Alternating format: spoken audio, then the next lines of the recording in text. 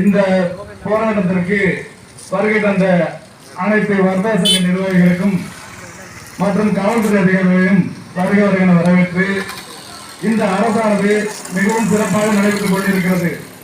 இந்த அரசுக்கு சில விசமிகள் வேண்டும் என்று பெருமகளூரில் மதுபான கடை அமைக்க வேண்டாம் என்று சில கோரிக்கைகள் வைத்திய கடை இருவரையும் வருவதற்கு தடங்கல் செய்து கொண்டிருக்கிறார்கள்.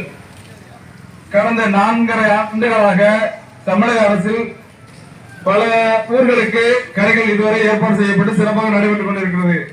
பெருமளூரில் மட்டும் தனியார் மது விற்பனையாளர்கள் கொடிகட்டி பறக்கிறார்கள்.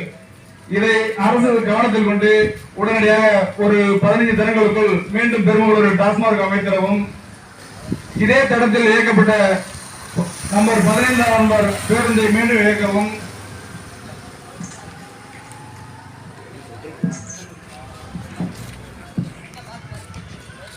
மீண்டும் பத்திரப்பதிவு கொண்டு வரவும் இந்த அரசை விரைவில் நிறைவேற்ற வேண்டும் என்று பெருமளூர் வர்த்தக சங்கத்தின் சார்பாக வேண்டி விரும்பி கேட்டுக்கொண்டு விடைபெறுகிறேன். நன்றி, வணக்கம்.